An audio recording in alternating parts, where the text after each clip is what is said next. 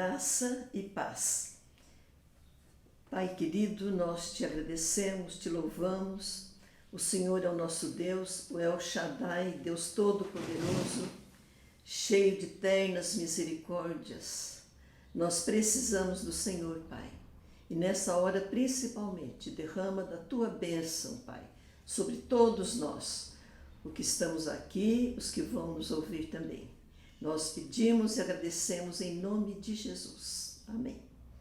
Muito bem, vamos lembrar que vocês que nos acompanham nas redes sociais se inscrevam e também deixem o seu like para nos ajudar a fortalecer o nosso canal e alcançar muito mais pessoas.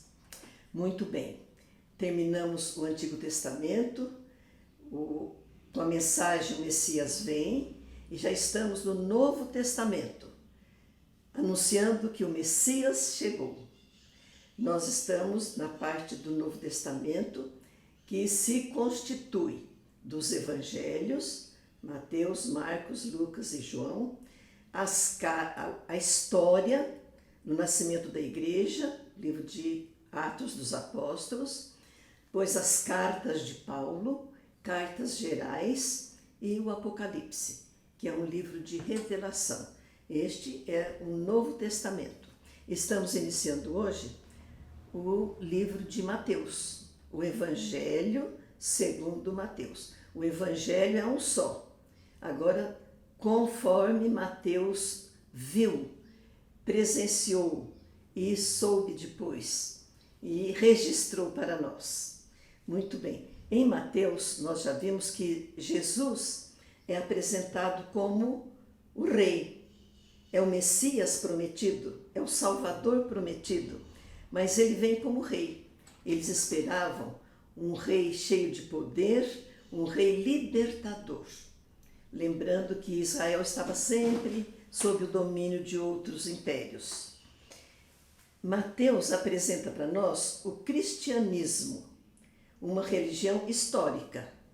Tem mapas, tem calendários com datas e o tempo, indicando o lugar, indicando o tempo em que aconteceram os fatos da vida de Jesus, desde o nascimento até a ressurreição. Então aparece a cidade de Belém, de Judeia, o estado da Judeia, tempos do rei Herodes, que era governador da Judeia, nomeado pelo imperador de Roma. Então, Mateus ele apresenta uma religião histórica, uma história que está registrada e tem sido bênção para muita gente. O livro de Mateus foi dedicado aos judeus. Tinha que ser um judeu para ser entendido pelos judeus, porque os judeus conheciam as profecias, todo o Velho Testamento, desde Gênesis. Deus havia prometido aquele descendente de mulher, que é Jesus. Então, o judeu conhecia as profecias. Há muitas profecias no livro de Mateus. Ele lembra, conforme o profeta escreveu. Quem era Mateus? Ele tem dois nomes que vão aparecer. Lucas fala Levi, os dois nomes bem hebraicos. Mateus era publicano, era um cobrador de impostos. Então, o cobrador de impostos era rejeitado pelo seu povo, porque ele recolhia dinheiro do seu povo para o rei Herodes e para Roma. Então, na sociedade, eles eram desprezados.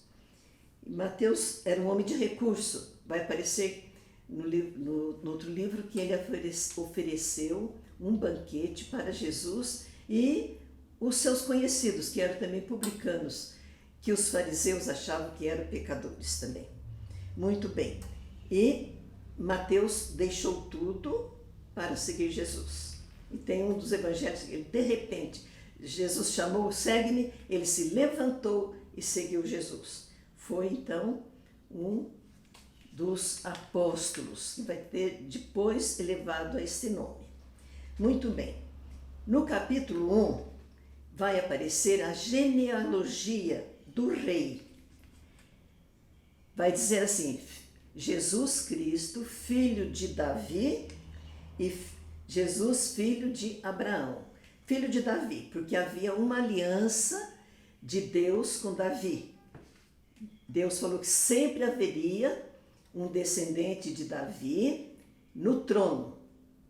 Então, Jesus é dessa descendência do rei Davi e é da descendência de Abraão, quando Deus fez aliança com Abraão e disse para Abraão: em você todas as nações da terra serão abençoadas.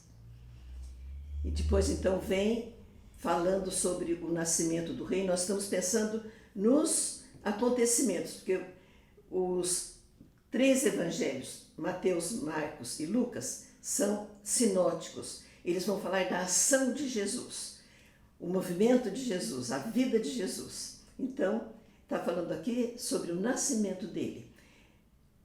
Maria era uma virgem desposada, era uma noiva, e se achou grávida do Espírito Santo. Então, ele registra também que um anjo apareceu para José. José queria deixar Maria de uma maneira que ela não fosse prejudicada. Mas o anjo falou para ele: fique com ela, porque ela está grávida, é obra do Espírito Santo. José entendeu e obedeceu. E ainda o anjo falou: você vai pôr o nome dele de Jesus. Jesus quer dizer salvação. Foi José que escolheu o nome para ele. E Mateus então diz: está aí cumprindo aquela profecia de Isaías, capítulo 7, versículo 40. E a virgem conceberá e terá um filho, então, e será o seu nome Emanuel, que quer dizer Deus conosco. No capítulo 2, aparecem os magos. Esses magos eram astrólogos e astrônomos. Astrônomos eram cientistas, estudavam os astros. E eles, então, viram aquela estrela que estava profetizado, nós já vimos, que era a estrela de Jacó, e profecia de um rei que havia de chegar. E então os magos caminham muito, vêm lá do Oriente, trazendo presentes para o menino rei. Chegando em Jerusalém, eles procuram onde nasceu esse menino, e há toda aquela história do Herodes, o rei Herodes, o grande, que tinha medo de perder o trono, e ele falou para os magos que quando eles descobrissem o menino, falassem para ele que ele também queria adorá-lo. Os magos trazem presentes de rei. Dizem os estudiosos que esses presentes sustentaram José, Maria e Jesus lá no Egito. Aí há também a profecia: do Egito eu chamei o meu filho, porque o anjo apareceu para José, depois que os magos foram embora, e disse para ele fugir, porque Herodes queria matar a criança. E ele foge para o Egito.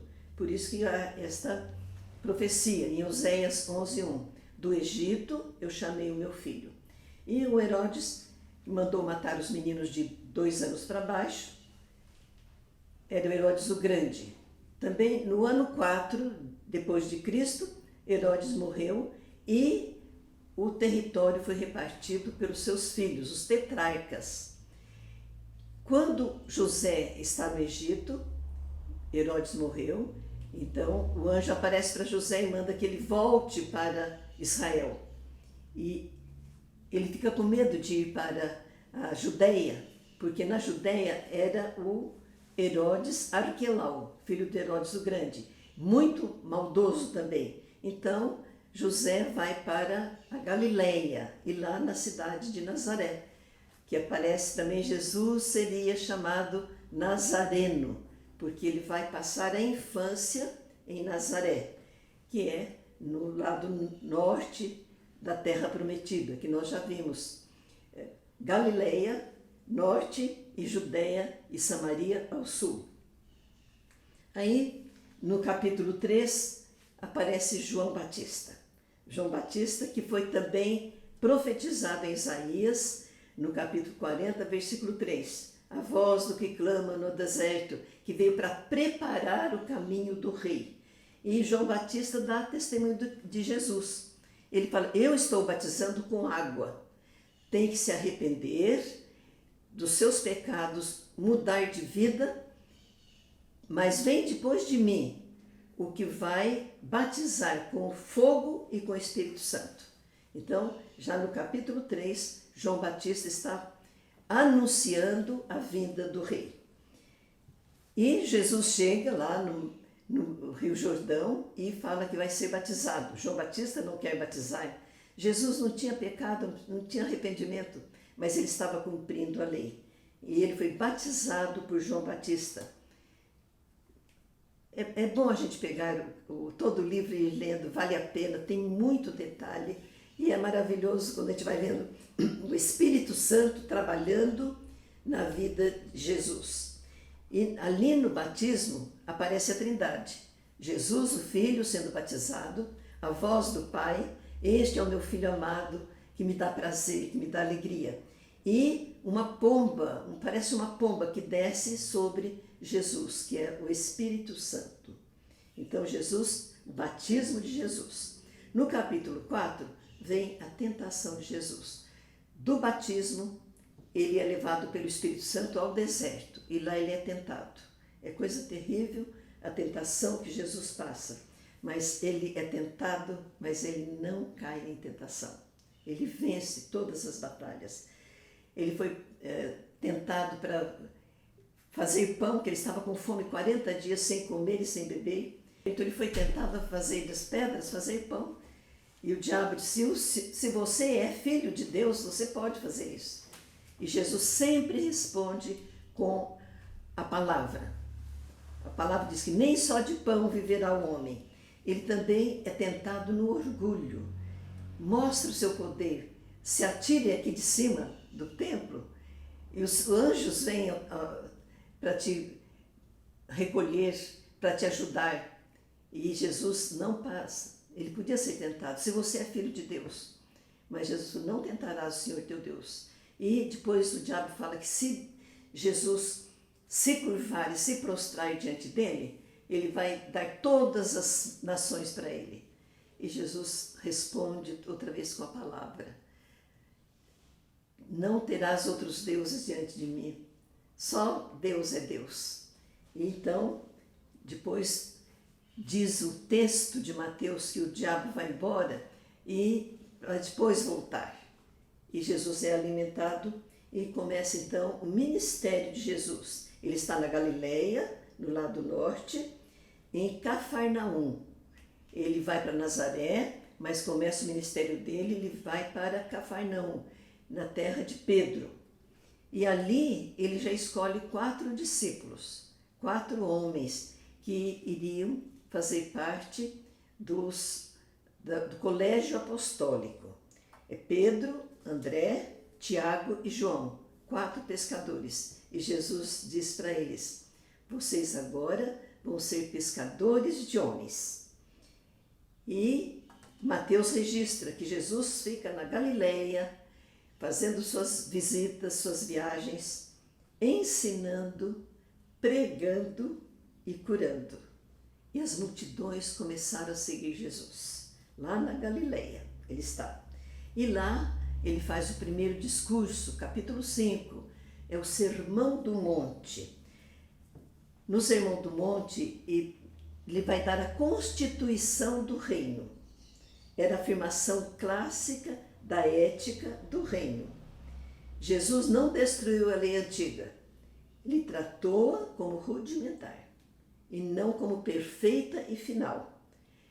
Ele vai lá, o monte é o púlpito, e diz que aquilo facilitava a audição e o ouvir, havia uma multidão ouvindo, e ele vai falar, o antigo falava assim, eu porém vos digo, ele está completando e falando sobre a ética do reino.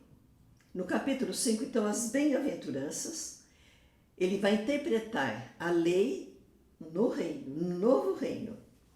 E ele fala que os discípulos, vocês são sal da terra. O sal é o que preserva, é o que dá sabor. Então, eles teriam que preservar e não deixar apodrecer pela corrupção. Eles seriam sal e seriam luz do mundo.